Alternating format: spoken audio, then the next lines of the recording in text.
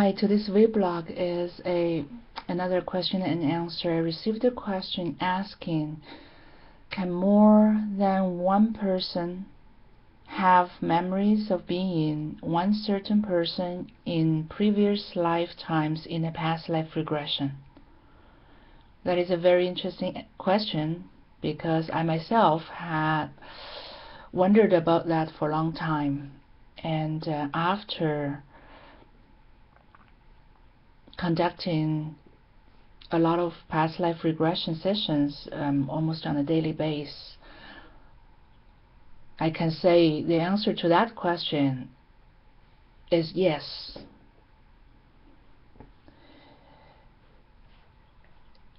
So part of this is because of my own experience, working experience, and part of it comes from theories, I suppose. Now, it's easy to perceive us as separate people. Like, I have my identity. I have a name. I have a profession. I have a body. I have a mind, or two, or more, or three, or 10. So there's identification. There's identity of me, summarized in this name, Camilla, as a separate identity, and there's a boundary, of course. So where my skin ends is where the world starts, seemingly. However, the boundary only exists in our physical. Where we come from, it's invisible to us, is non-physical. So in non-physical, I'm not sure if there's really boundaries. In a sense, if you take some water, you take a cup of water, for example, from a pool, and the water comes from the pool, but the water starts to have a new identity of a cup. The water in the cup is a new identity. Yet, is the water here in this cup not the same water, still in the pool? So suppose we use another cup, take another cup of water from the same pool, so two cups, the same different, with different boundaries, different shapes. I don't have a second cup here, but shape, size of cup, so it's different identity. But are they not? Do they not? The two cups, suppose there's another cup in my another hand of water. The water in the cups, do they not have the same memory of their own previous existence as the same water in the same pool? So physical lives are really created on the mind level. And what mind does, mind have perspectives. Mind has perspectives, and the moment the mind have a perspective, it becomes true from that perspective only. And mind wants to understand. Well, there's really nothing to understand. But mind likes to understand, and by doing that, mind likes to give names, labels. And the moment we label something, actually that's the same process to create another something that really does not exist. So, but that's how we create a lot of seemingly separate entities. So mind likes to split. It's like under a cells under a microscope. They just keep dividing over and over and over and over and over again. So as human beings, we start off as two people, like the mythical Adam and Eve. And then the same process happens over and over and over again until 5,000 years later we have 7 billion people on this planet. So a soul is a seemingly separate mind, in a sense. In actuality, there's no time, so everything automatically functioning. But mind has to have a perspective and label something, and that's a process to create something that in actuality does not exist. So mind is mind appearing as a symbolic form through the device of separation and the projection of that separation thought. So back to our past life memory.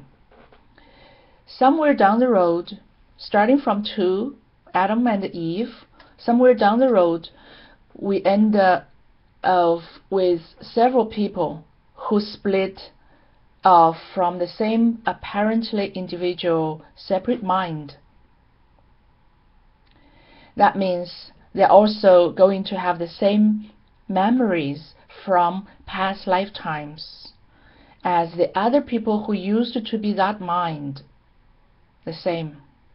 So in this linear model, people will have legitimate memories of being the same person. So, for example, a client of mine, a female who went to a past life memory as Amenhotep, one of the Egyptian pharaohs, the pharaoh who revolutionized religion and society. He started sun worship, the sun disk worship, and only one god. And well, I didn't know any of those until I had that regression session with her,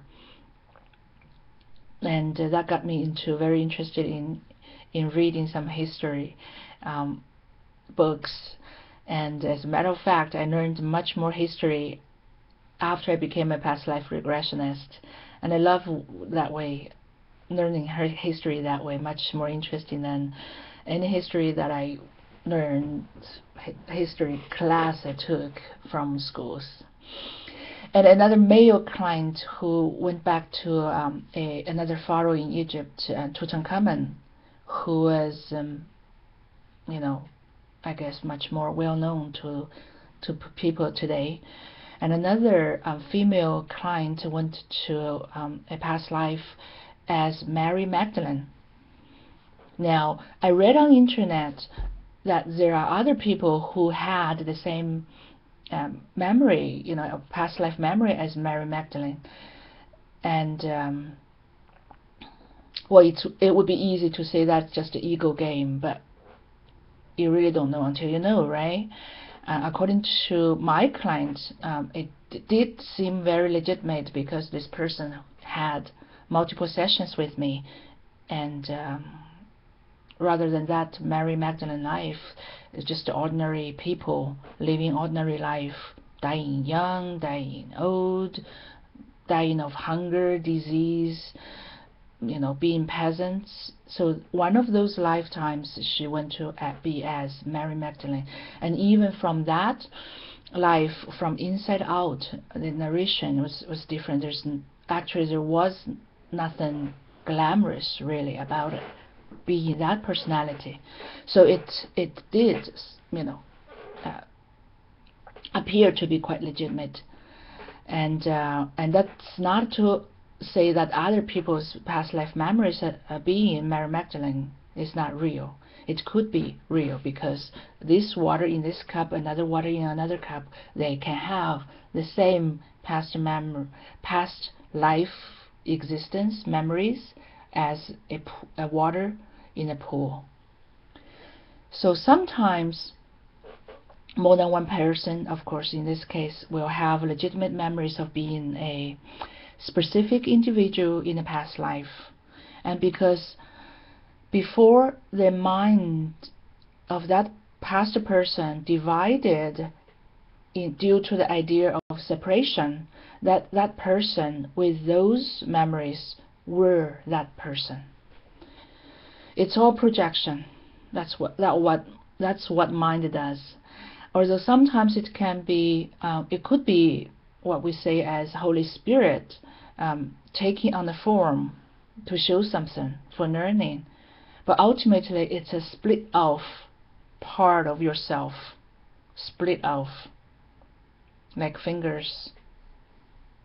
They're all different fingers, have the same past memories of being the hand and being the arm and being the body.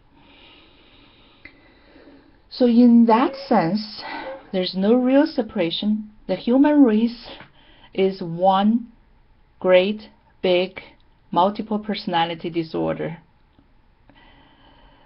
Thank you for the question.